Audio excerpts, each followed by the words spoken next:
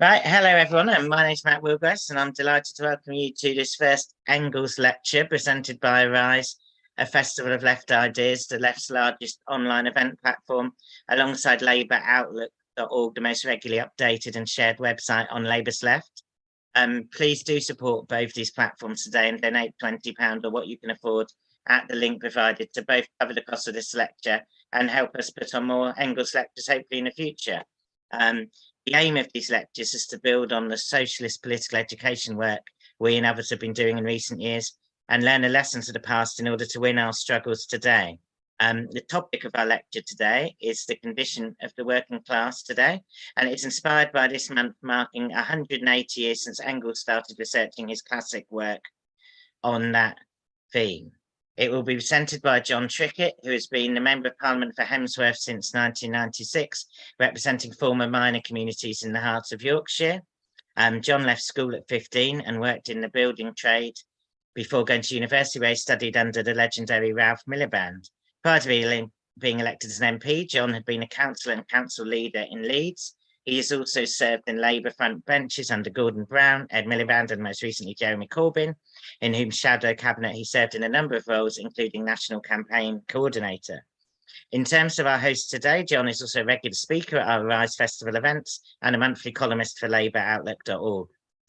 Just a quick note that we will be taking some questions at the end of the lecture, so please put them in the Q&A box, as well as telling us where you're tuning in from, and we'll do some shout outs as well. Without any further ado, Jon, it's over to you.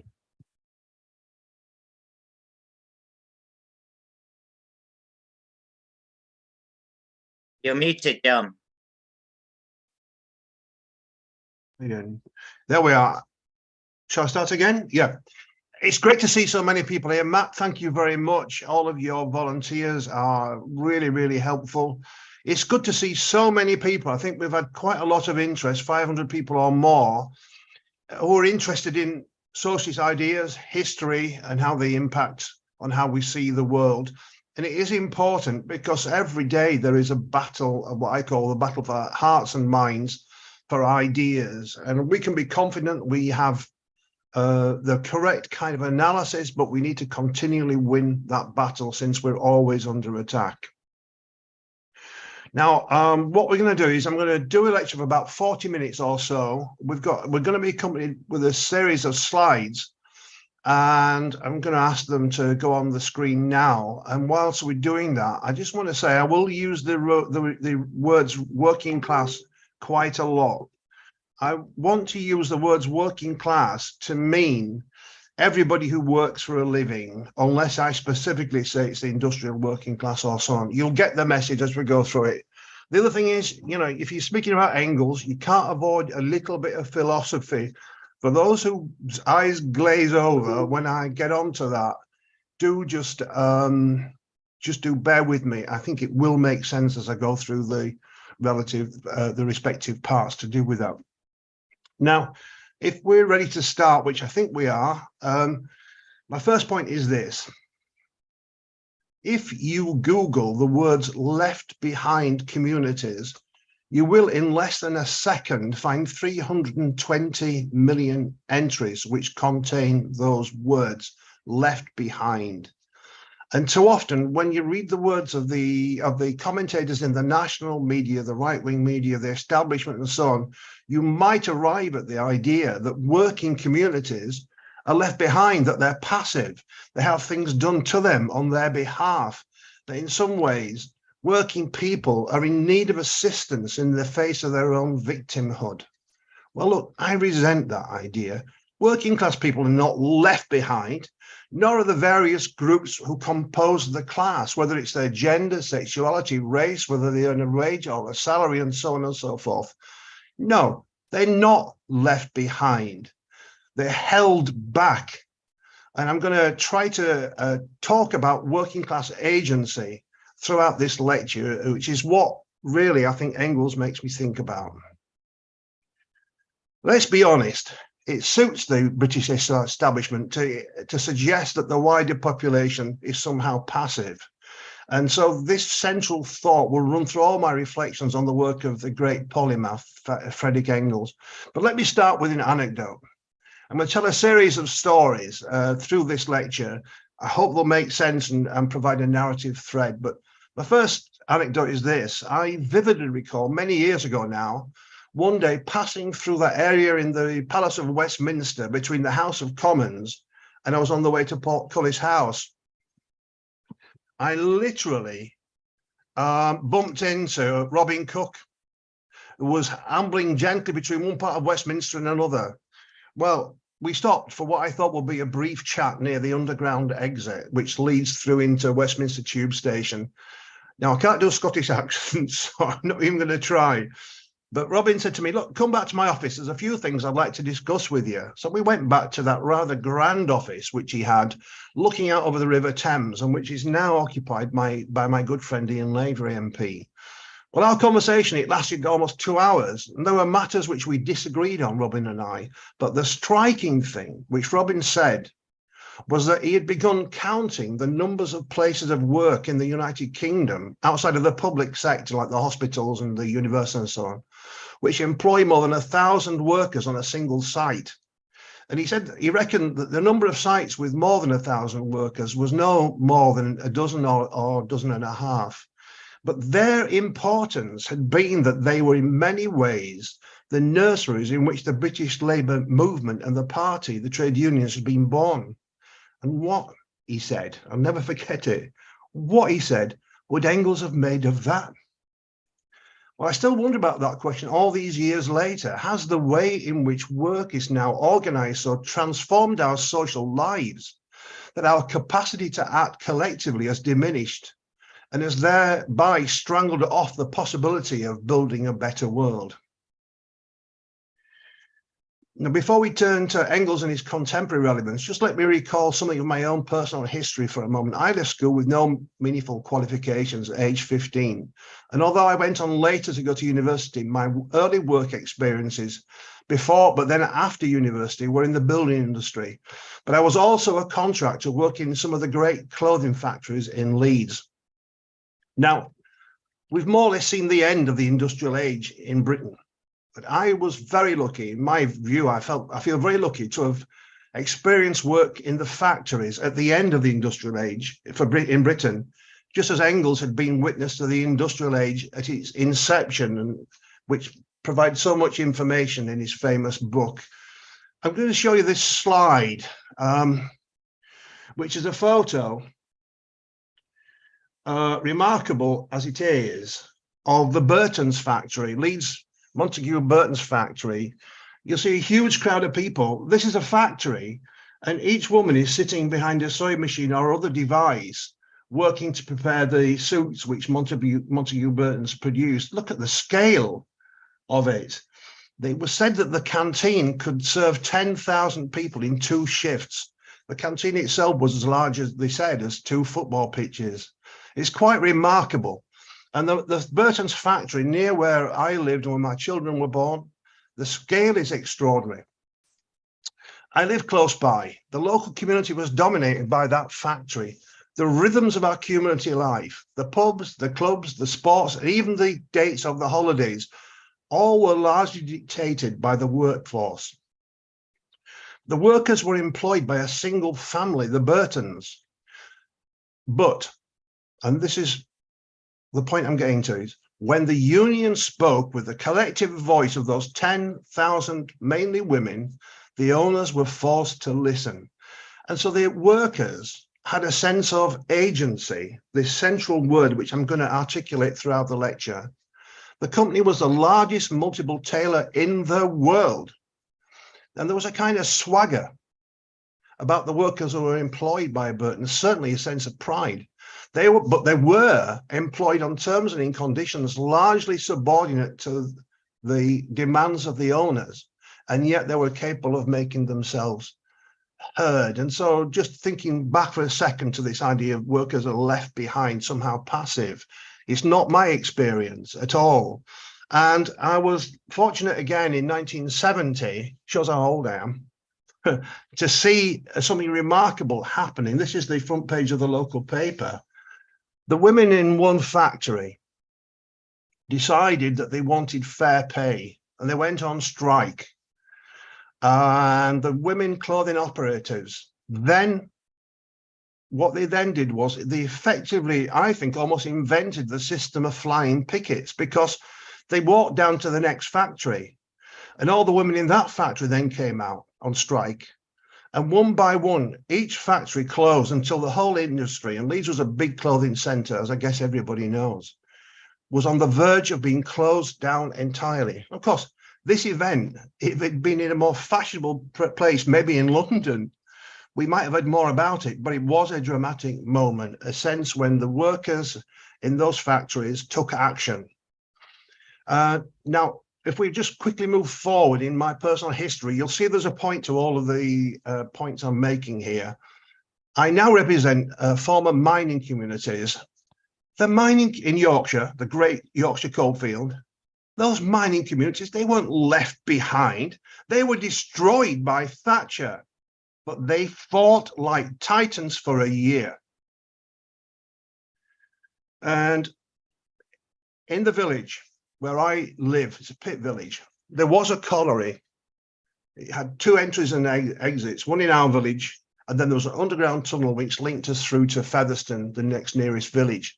But the interesting thing, or the point I want to make, is this, that the union effectively controlled the bonus payments which the miners received. And this was because the weightman who weighed how much coal had been extracted each day was a union activist agreed by the management.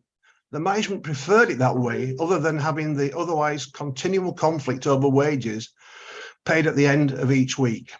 And the pit villages were dominated by the miners and their families, just as it was in Leeds with Burton's, the sports teams, social clubs, brass bands, even who went to work down the pit. All of these bore the mark of the working class, the miners organized within the union. And here's an interesting thing for those who are interested in Labour politics. It was they, more often than not, who would decide who the next Labour candidate would be, whether it's for the council, the parish council, or as the MP. Incredible as it might now seem, the NUM delegates to the local Labour Party's CLP would even select or elect reserve delegates in case somebody fell ill and couldn't attend the local general management committee. And there was a bitter contest for the election even to be a reserve. That is how hegemonic the working class was in the villages which I now represent. Let me just reflect one more story from the pit villages I represent, the former pit villages. A century ago, a fire broke out underground in one of the local collieries. The management were just prepared to leave the trapped men underground behind the fire to die. Not the union. The local MP, John Guest, was a miner. He was the first Labour MP for the era I now represent. Put his mining clothes back on, led a team of volunteers underground into the fire, and he saved the men. Here's a photograph of him. We do really stand on the shoulders of giants. But as I said in my personal experience as a young working man, we did have a kind of agency.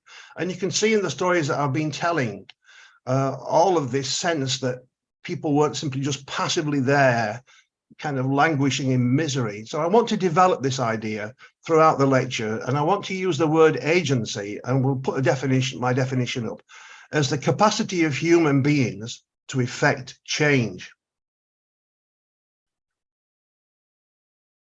But in a capitalist society, this freedom to act, the ability to effect change, is limited, isn't it? Writing in the 1840s, as he was writing his book, Engels put it in terms which were prevalent at the time, so excuse the sexist language which we're about to see, but it's an important quote, it seems to me. The bourgeoisie, Engels writes, lets him, i.e. the worker, have the appearance of acting from a free choice, of making contract with a free, unconstrained consent, as a responsible agent who has attained his majority. Find freedom, Engels says, where the worker, the proletarian, has no other choice than that of either accepting the conditions which the bourgeoisie offers him, or of starving or freezing to death. And there Engels captures it. So let's continue for a moment, just considering what Engels was doing. We'll move backwards and forwards through history as we do so. Engels came to the north of England in 1842. 1842 is a very important date, as we're going to see. And he went to work in a factory which was owned by his family. It's quite ironic when you consider his politics. But he wrote this very, very important book, The Condition of the Working Class in England. He was 22 years old when he came to Manchester, a German. And so quite an unfamiliar culture, I think. And his famous book, it's a prodigious piece of work written by a 24-year-old. We should never forget the achievement. And I'm just going to explain a little bit about how I see it and why I think it's relevant to contemporary dates. And there are two aspects to Engels's background when he wrote the book.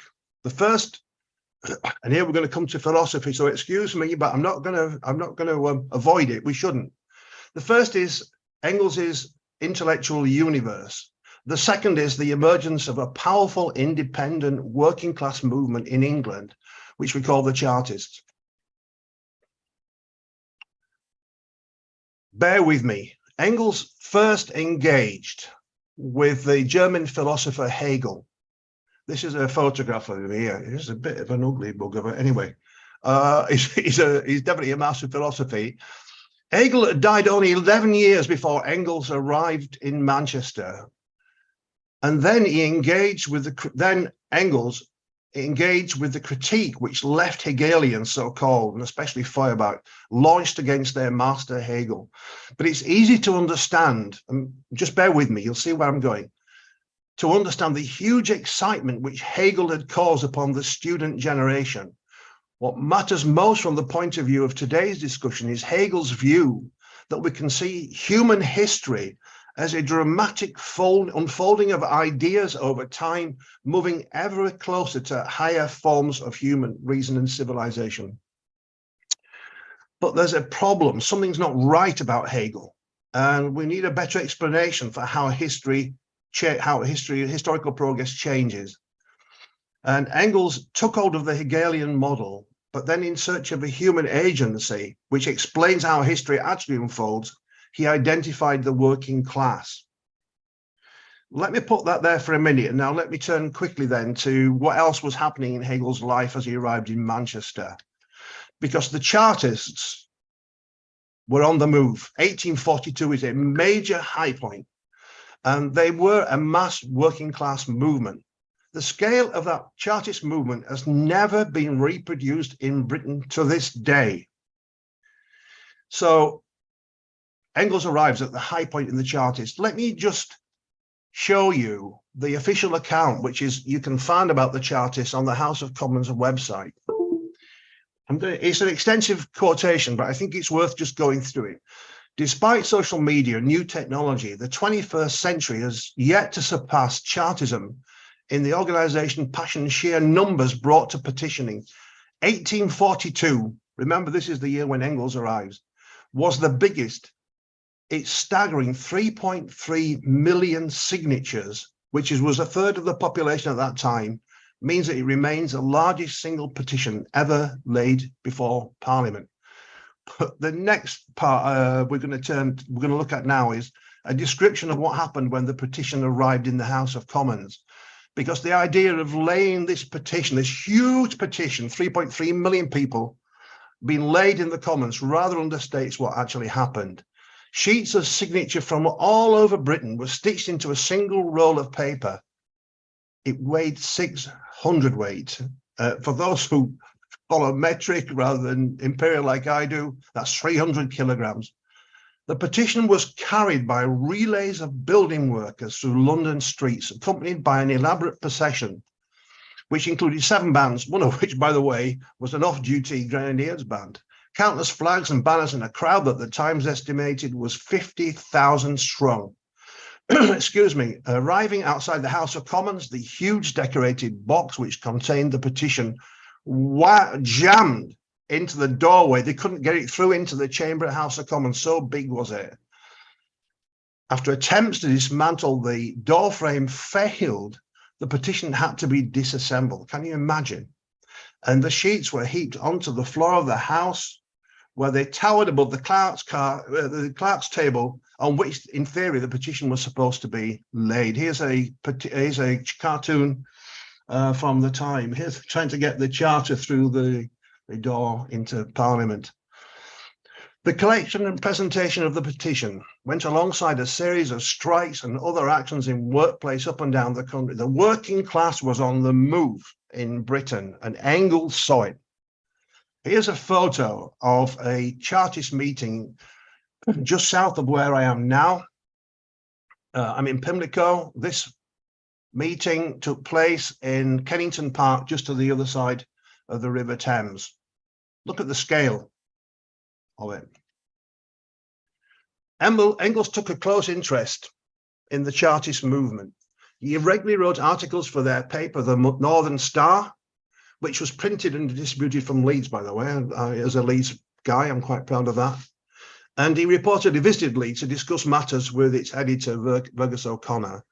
Now, Engels in 1848 wrote something very interesting. It's just a sentence. I think it's worth having a look at because it's going to stay with us for the rest of this lecture. If we can just get it up, thank you. He's writing to the Chartists, but it's an open letter for everybody to read. And he's got a very, very clear message in a single sentence. Your great want, he said, is political power. But then he adds, as the means to effect your social emancipation. Now, as we know, the Chartist 6 demands were really about major political reforms like universal suffrage, and they were intended to allow working class people access to political power. But even today, in 2023, some of those demands are still under attack by the right wing in our society in an attempt to roll back the gains which were made.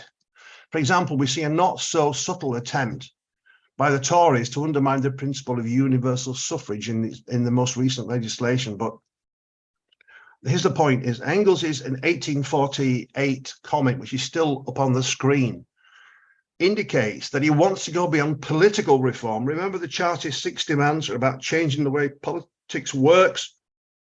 But he wants to go political reform to bring about fundamental social change. That's the point. So we've arrived, therefore, at Engels' identification of the working class as the primary agency which he believes can bring about those historical changes which I've just talked about. His book, therefore, it should be seen as a major intellectual achievement, as well as an economic and sociological description of conditions at the time of the highest importance. But understanding the awakening political culture of the English working class movements, then Engels takes the analysis of Hegel and of the left Hegelians as his starting point, and he goes beyond both. And here's where we get to, because we should note that Engels is writing about the industrial manual. Oh, I should just make this point. Engels is writing about the industrial manual working class in the north of England. And this is an important point I want to make. He and Marx use the term working class or proletariat in a wider sense. I've already said this, but it's just worth reiterating now, meaning all people who must sell their labor in order to live. And this will become more relevant as we come into the present day. But there's still one further part of the jigsaw which Engels needs to put in place in order that we can understand clearly the intellectual structures which he had begun to put together in his book. And this is the question of what it is that actually drives history forward.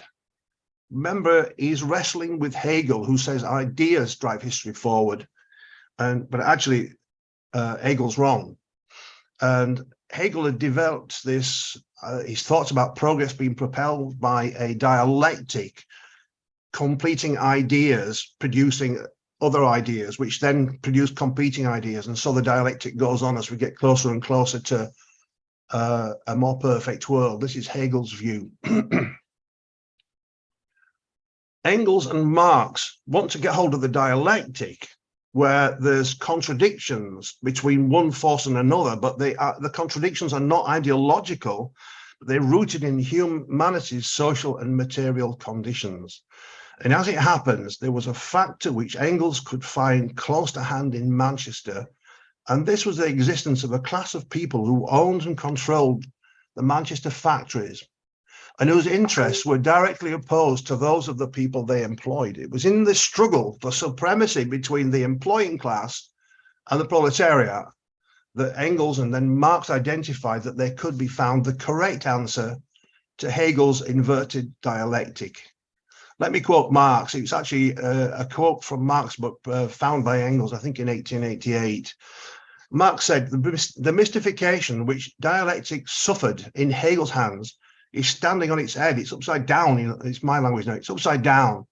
Marx says it must be turned the right side up if you would discover the rational kernel within the mystical shell. Look, I don't want to spend a lot of time going through the details of Engels' book, written when he was 24, as we've heard. You can read it for yourself, and you should read it for yourself. And if you've read it once, you should read it again. It's a very important document. But in his 1892 preface to the English translation of his book, remember it was written in German. Engels wrote, hang on, I've got lost here. Engels wrote that it's true that an author of 24 years old will not produce a finished work when judged by their older self.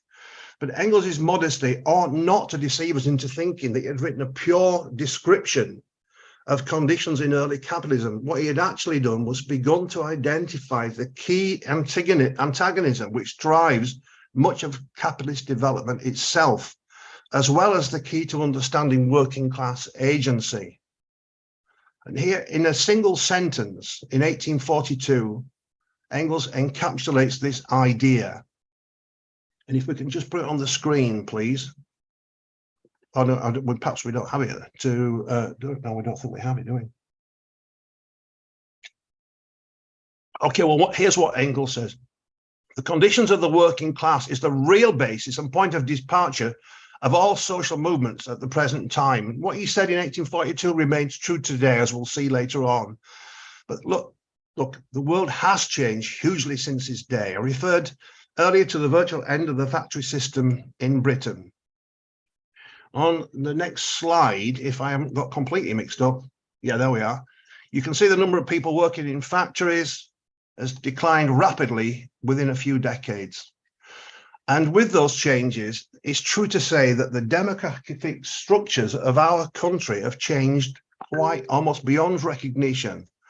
And yet, if Engels somehow was to appear back in material form in Britain today, would he still see that central dialectic, that motivation for history, which he'd identified back in Manchester in 1842?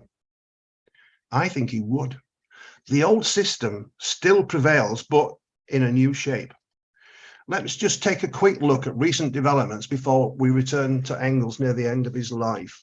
I've wanted you to talk about agency and to accept that the demographic and economic recomposition of what we might call the working class has changed, almost beyond recognition. But in a recent survey, when people in Britain were asked what class do they belong to, nearly 2/3 of them said that they were working class. And let's be clear, this recomposition has not undermined the ruthless economic dialectic which Engels had described and Marx all those years ago. Wealth and income has been transformed to a massive level. Let's take a quick look at this data that we're going to put in front of you now.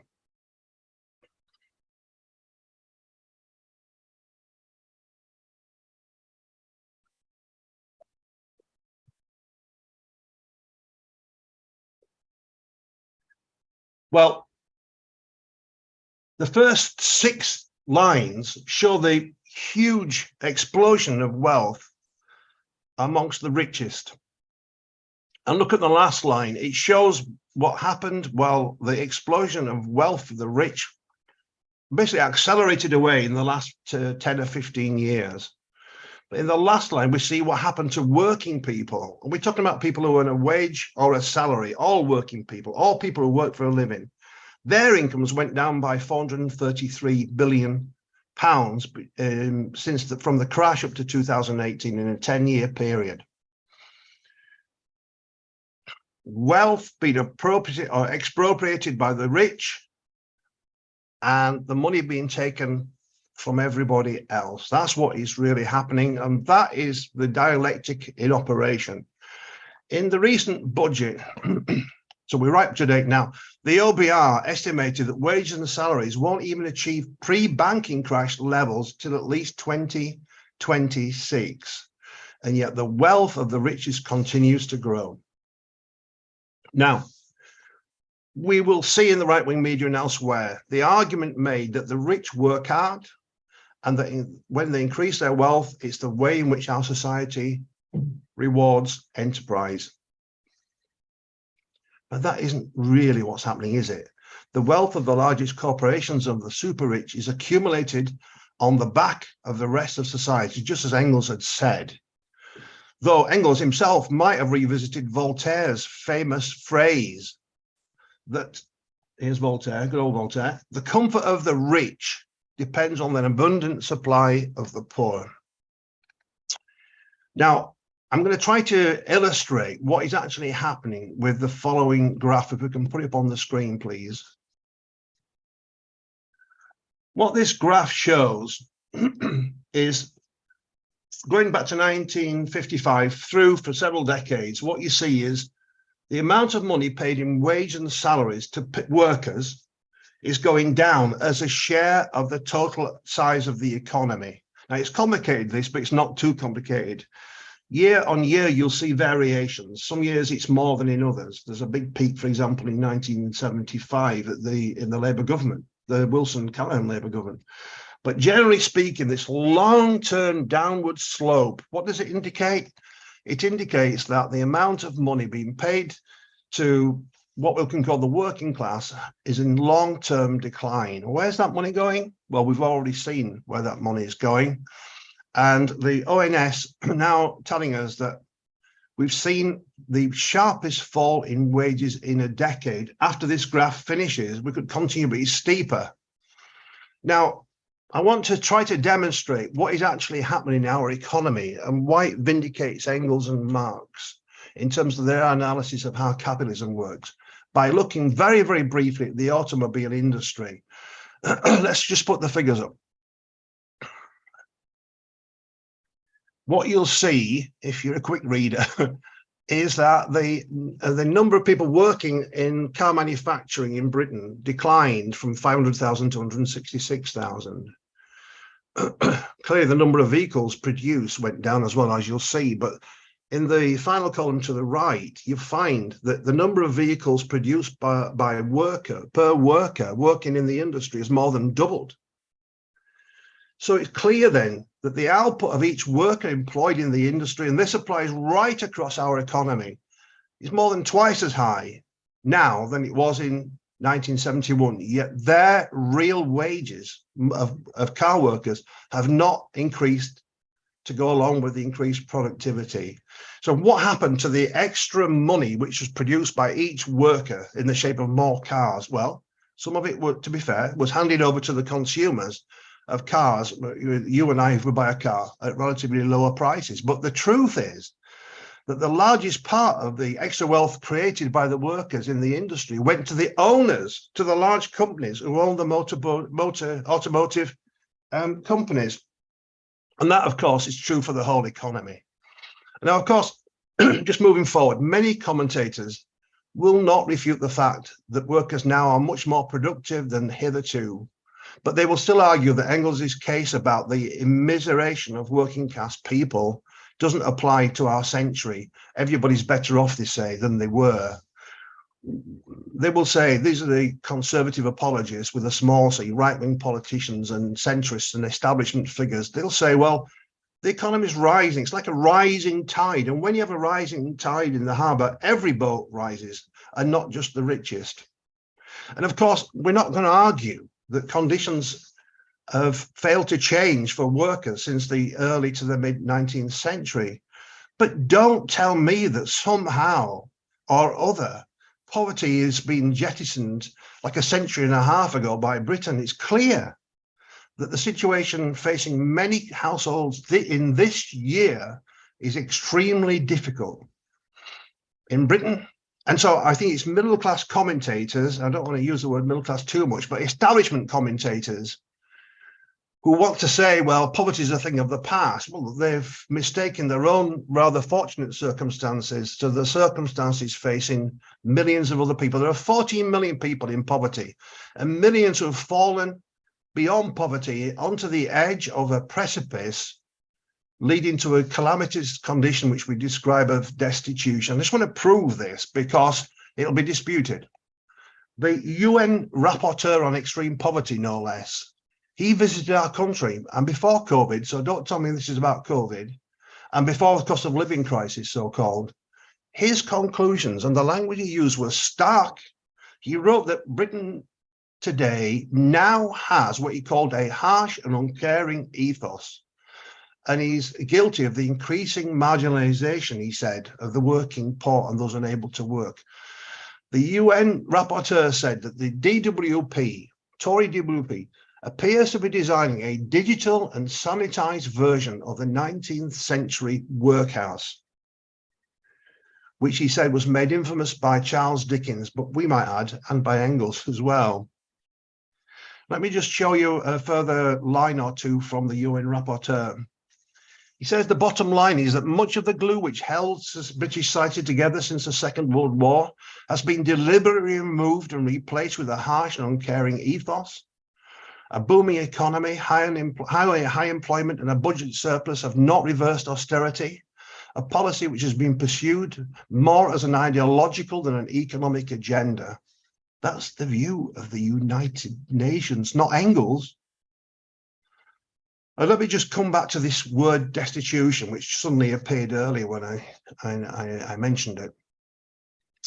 A recent study showed that 2.4 million of our fellow citizens had experienced destitution in 2019, including 500,000 children. These are citizens who lack the very means to provide all or part of the following: accommodation, food, clothes, heating, or even the capacity to keep clean. And the University of Glasgow estimated that there'd been 330,000 deaths in the 7 years running up to COVID, attributable directly to austerity. Excuse me. The lead author of that report says the figures are not only shocking but shameful. The tragic thing is that these deaths did not have to happen. In the words of the United Nations, in a society as wealthy as the UK, poverty is a political choice. But perhaps we might go further than the UN guy. We might agree with Engels that the existence of poverty is actually an inbuilt attribute of this whole capitalist economic system. And even the minutiae of the British tax system, we see prioritizes income from wealth over income from property. Why is it that people who work pay a higher rate of tax than people who earn income from wealth? Here's the quick look at the figures. Well, look, would Engels have recognized any of these phenomena? You bet he would. You bet he would. A tax on the incomes of employees generate large-scale poverty, even destitution, alongside an explosion of wealth. They are the very things which Engels saw in abundance in Manchester and which remain visible today. And so now let's return back to the celebrated idea of working class agency, which I'm insisting on in this lecture. Towards the end of his life, Engels noted and celebrated a huge new wave of resistance amongst working people.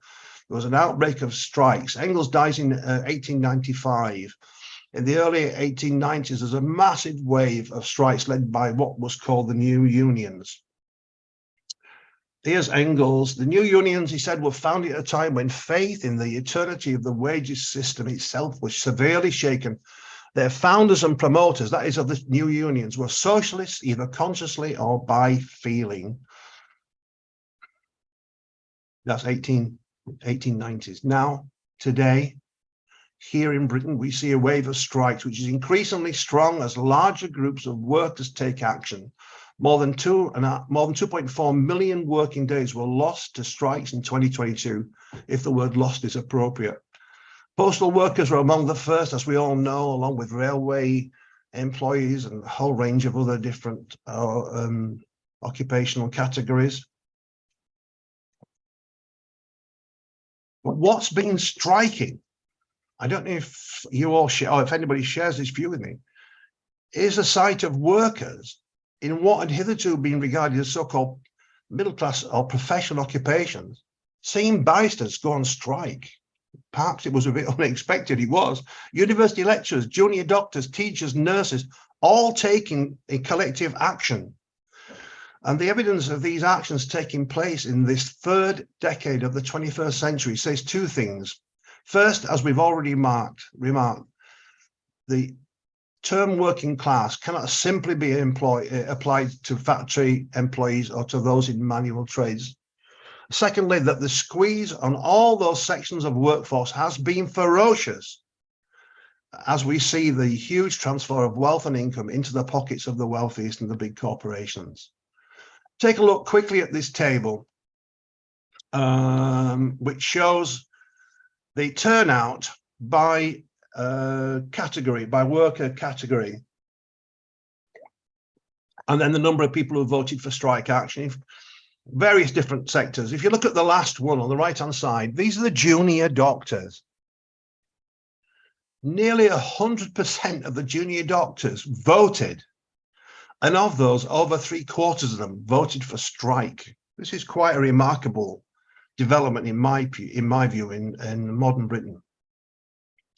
I'm going to return back one final time, I think, to the 1890s, just to make one important point.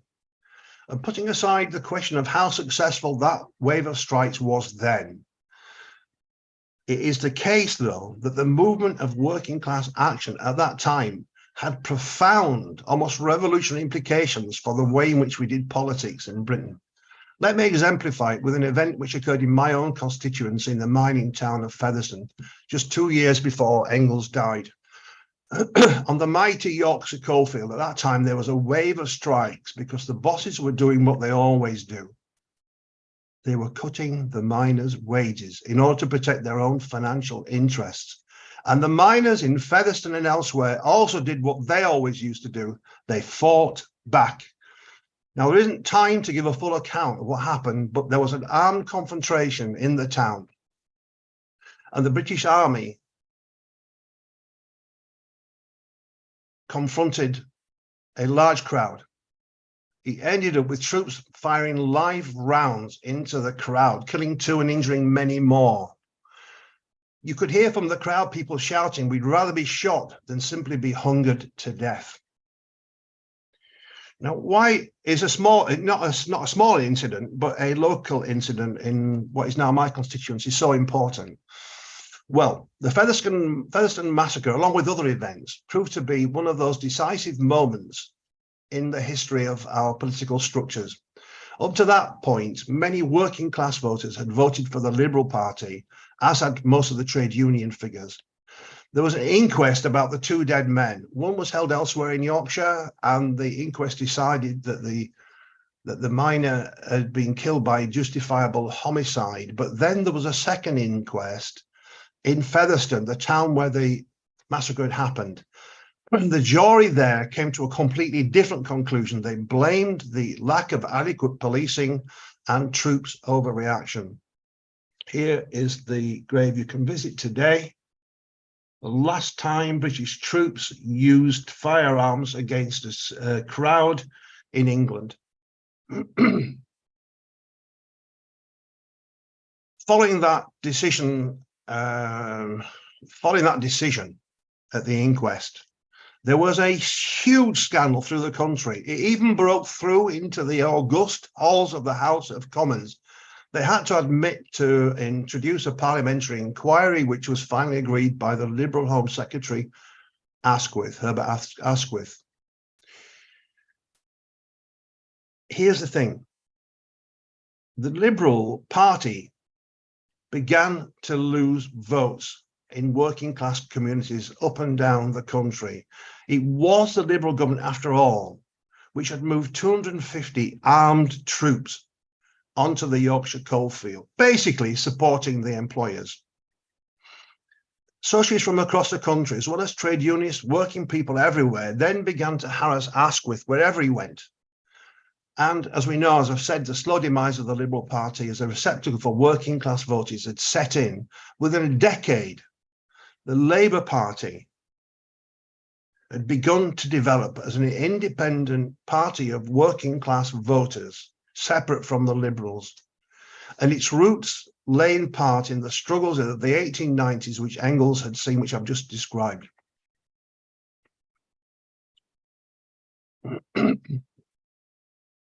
There's another moment in our history which I want to refer to. It's the 1979 winter of discontent. And then there was a great miners' strike of 84, 85. I was first elected as a councillor in the middle of the strike. But what's interesting and important is that the winter of discontent and the miners' strike then had an impact upon Britain's political structures, just as the 1890 strikes did as well. But in this case, the 79 to 85 period, what happened was our political structures changed, but in a reactionary way, with the emergence of Thatcherism and neoliberal economics. So we've already noted that at this present moment in time, we've seen an increasingly large wave of industrial disputes. Now, whatever your view of the pay settlements that may or may not now be reached to settle these strikes, as appears to be about happening, you might wonder if there will be a large-scale political ramification which emerges from the present moment, just as there was in the 1890s in a progressive way and in the 1970s in a reactionary way. I wonder if you all would agree with me that we do need to transform our politics. So many people feel they're excluded from decision-making.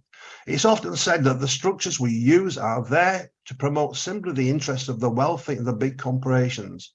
Hard to disagree. Let me just give you one figure. There were 100 manual workers in the House of Commons in 1979. Now there are only 10 of us. And in the last parliament, there were only 2 Labour MPs who'd been nurses. But if that profession was proportionally represented in parliament, there ought to be at least 13 nurse MPs. But in the meantime, the number of MPs with a business background now stands at just about 200. And there are a further 200 MPs with what the Commons describes as professional backgrounds. The simple fact is that our politics doesn't work. It needs profound change. Most people know it in their heart of hearts. Here's what I think. We need a democratic revolution en route to wider emancipation. So let me leave you, I've just about finished, with one final brief memory. Back in 1971, I attended one of the largest working class demonstrations which I've ever seen, and I think which has ever occurred in the country. Over the hill, I remember seeing, coming into view, one trades union banner after another. But the recollection of one of them has stayed with me ever since that day, all those years ago. The words were simple, but the meaning was profound. Here's the banner itself, we found it. The past, it says, we inherit. The future, we build.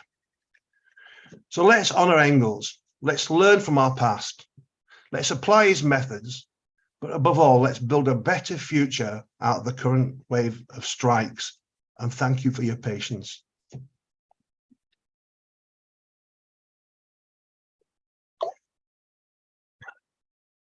I've done. Thank you, Jon. And that was brilliant. Thank you so much. And really fascinating. Thank you. Thank you also to everyone attending, especially, as I would say, to those donating, including Kevin, Gordon, Julie, Maureen, and Heather. It's really great to be able to tell you, Jon, that we've got over 500 people joining us live right now across our platforms, including from all over Britain and indeed the world. And I'll just read out a few of the places we're joined from. Durham, Paisley, Frome, Christchurch, Corby, Marlow, Shepton Mallet, Staffordshire, Cornwall, Catford, London, Liverpool, Basingstoke, East Lancaster, Hove, and then also people here from the USA, Indonesia, and Spain. So a particular welcome to those comrades. I hope there's a few Yorkshire people there, by the way. Let's go for our first 2 questions that we've had come in tonight. Okay. One is on Zoom from Anne. She says, solidarity from Oxford, and thank you for this lecture. Why do you think the wealth tax is a topic so rarely discussed, and how can we put this on every agenda? And then we have a good question as well from Logan, who's an NEU activist, who's obviously doing his homework and reading some Engels before the lecture, who asks, Engels once wrote, "It is folly to hope for an isolated solution of the housing question whilst under the capitalist system." To what extent do you agree with that? So are we happy to do those two ones briefly first, John? I didn't quite catch the first one. So the first one from Anne in Oxford is, why do you think wealth tax is a topic rarely discussed? And how can we put this issue of wealth on every agenda? Okay, well, look, I think it's over the years told me a lot that Labour and progressive politicians generally, let's just not just say Labour, focused on redistribution of income. Think about that. So taking money from those who earn large amounts of money and passing it across to poorer people through various different means. Of course, that's a right thing to do, but focusing purely on income, redistribution income by tax, it doesn't really tackle the underlying problem, does it? Which is the ownership of wealth. We don't tax income from wealth to the same extent as we tackle income from work. And that is a big mistake. So I think probably 3 years ago, my office began to write about a wealth tax. We published a document, which I think is hopefully on our website somewhere, if anybody's interested, 70 odd pages long. And what we show is that the growth in wealth, as I've described, is extraordinary in recent years, absolutely extraordinary. The 1,000 richest people in Britain. Don't take my words for it. Don't take the Daily Mirror or the Morning Star or any left-leaning newspaper.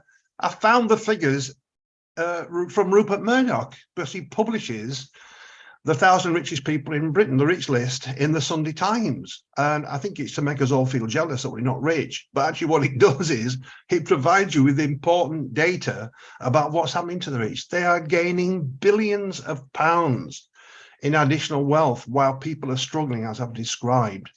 So we do need a wealth tax. There's a number of ways of doing this. But I think it's become increasingly common that people talk about it, and it's right that we deal with that. On the question of housing and the quote from Engels, here's another interesting thing, which by the way, on the wealth tax, the left used to talk about it. Socialists did speak about taxing wealth and tackling wealth. After all, we live in a capitalist society, so why wouldn't we talk about capital? But when it comes about land, a similar thing. It was originally a massive demand of the left, of socialists in our country, to take ownership of the land upon which houses are built. Now, I think it's complicated these days to try to come up with a single model for, public ownership of the whole of the land.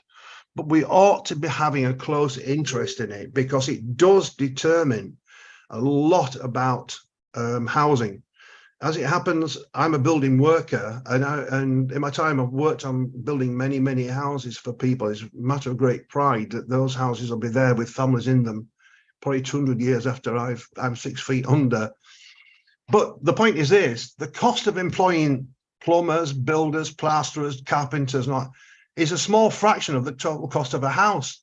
A lot of it goes into the value of the land underneath the house, and people are making huge profits from it. So we do need to look carefully about who owns the land, especially development land, and how we can get more houses there without it costing the earth.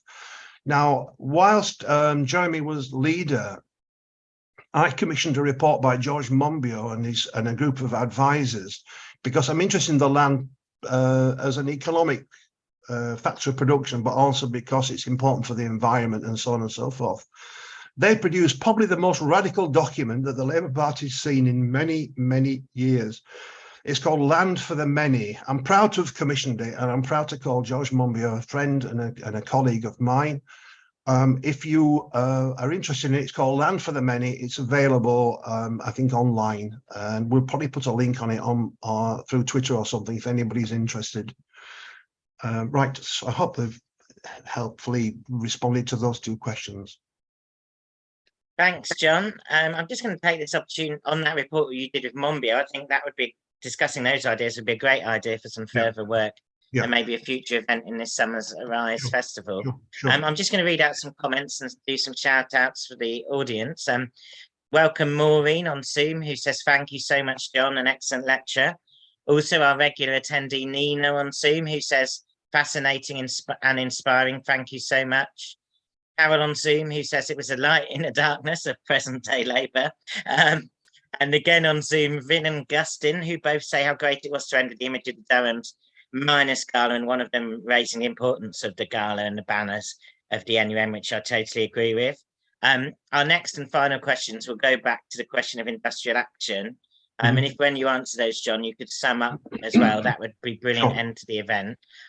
Before them, just one final quick ask to everyone again to donate the £20 or what you can, so we can keep doing more of these lectures and also keep Arise going as the biggest online events platform on the left. It's been so worthwhile to do this more in-depth discussion. So I'll go on now to the final two questions for you, Jon. They're both relating to industrial action and strikes. Ben asks on Facebook, you talked about the strikes in the UK, but what about the actions taken internationally, notably in Spain? And he also mentions France, which obviously in the news today, quite dramatic, but there's other ones as well, of course. Sri Lanka recently, a general strike as well. And then Ian asks, and that's more reference here to Britain, I think, do you think the current wave of strikes will actually change the balance of power?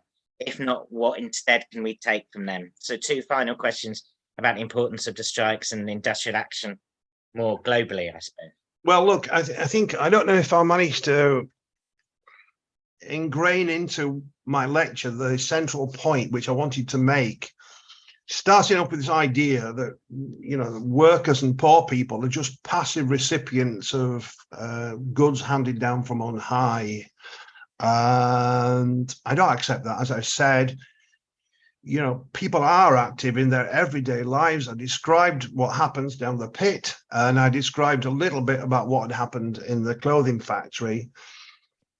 But there are times when people are relatively quiescent and quiet. Sometimes they're gathering their strength because they've been in a fight and they lost, or they didn't have a great win. And there are times when, you know, when push comes to shove, people are going to fight back.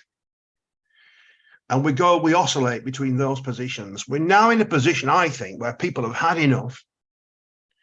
And they are saying, we've had enough. We're not putting up with this any longer. You know, the prices are going up and up and up, and so are profits, and so are the wealth of the richest people in our society. But we are getting bugger all, and it's harder and harder to survive, pay for the kids. You know, we have children in my area that the parents can't put clothes on their back, on shoes on their feet, and yet they're at work, those parents, and they've had enough. So at those moments, a social crisis happens, and people begin to fight back. And that's, I think, where we are now. And it's quite amazing, as I said, to see some of the professions also out there. These actions are contested. And when it comes to settling, trade union leaders and negotiators, they have to work out how far they can push things and how far as well the people who are supporting them, the strikers, can go, given the fact you don't earn money when you're on strike.